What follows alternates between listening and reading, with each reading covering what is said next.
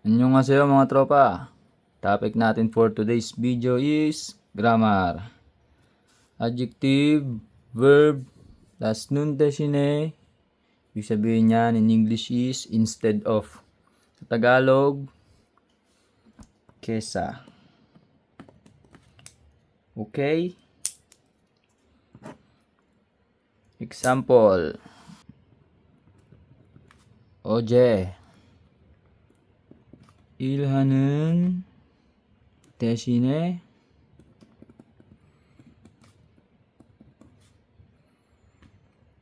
술을 마셨어요.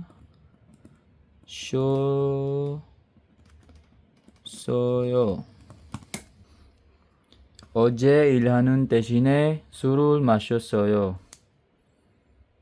Ito yung 대신에 na kung mapapansin nyo na. 대신에.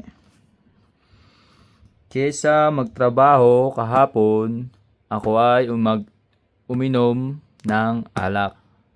Ayan na ibig sabihin yan, tropa, no? Kesa. Kesa magtrabaho kahapon, uminom ako ng alak. 어제 일하는 대신에 술을 마셨어요. Basta kapag na-encounter nyo yan, nun desine, ibig sabihin niya na ay kesa. Sa Tagalog yun na mga tropa. Ngayon, conjugation. Tuturo ko sa inyo yung conjugation yan mga tropa, no? Itong pag-conjugate yan mga tropa, iba yung sa adjective. Iba din yun sa verb, no? Pagka-adjective, un or niyon desine ang ginagamit pag kino-conjugate. Ito naman sa verb, ang ginagamit dyan ay lahat nun desine.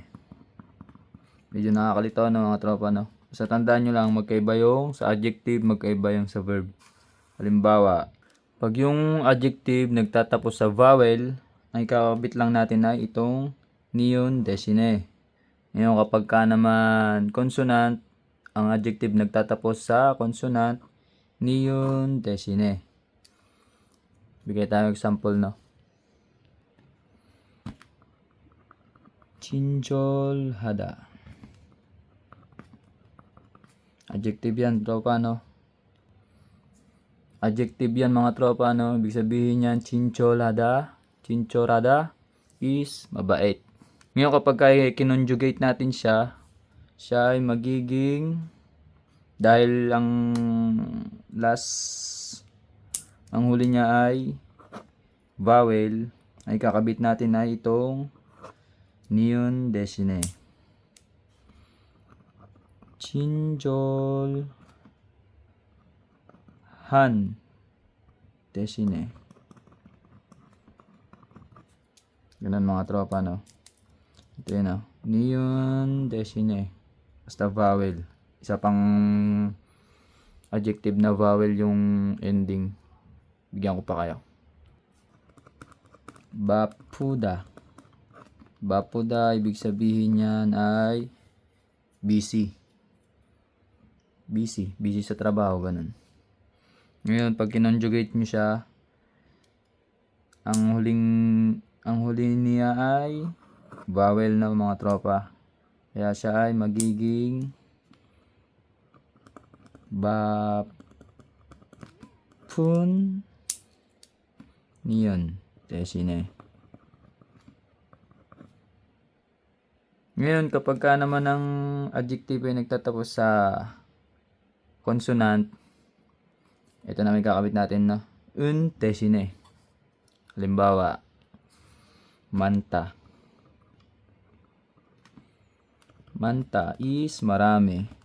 Manta kapag kinonjugate natin siya, magiging man. Ito yan, na.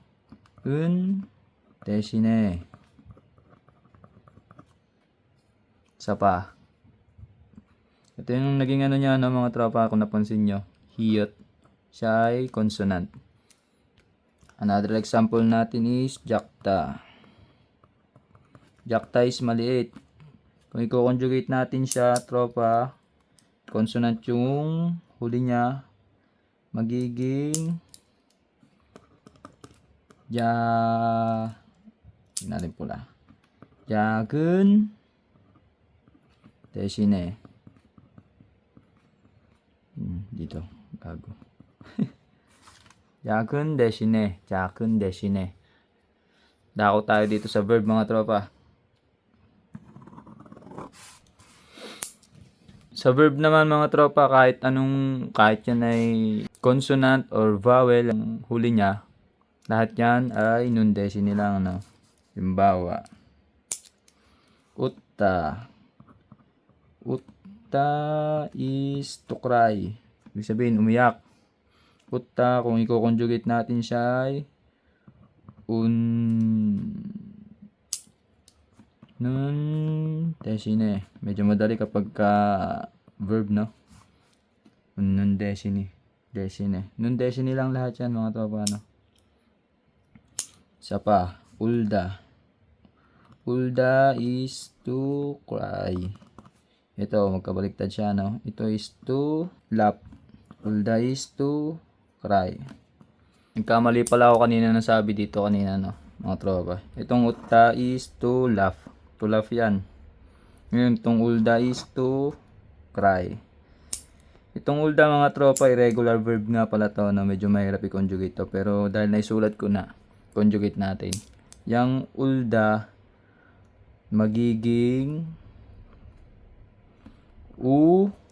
yung real natin, tatanggalin natin yan.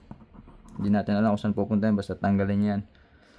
Tatanggalin nyo siya, tapos ang idadagdag nyo na ay yung nun desine. Nun desine. Irregular verb yan mga tropa, maraming mga irregular verb. Mahirap i-conjugate yan. Bigay pa tayo ng ibang example. Last na. Kotta. Kotta is to walk. Maglakad, no?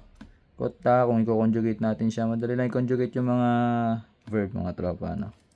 Konun desine.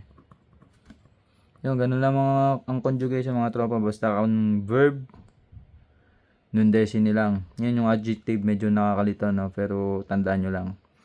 Kapag vowel, ang lalagay natin ay niyon desine. Kapag naman consonant, ang dulo, un desine. Bibigyan ko kayo ng mga example nitong nun desine kapag ginamit sa sentence, ano. 그 사람은 웃는 대신에 울었어요. Kaysa tumawa, ang taong yun ay umiyak. 그 사람은 웃는 대신에 울었어요. Kaysa tumawa, ang taong iyon ay umiyak. 음식 대신에 그냥 돈을 주세요. Kaysa pagkain, bigyan nyo na lang po ako ng pera.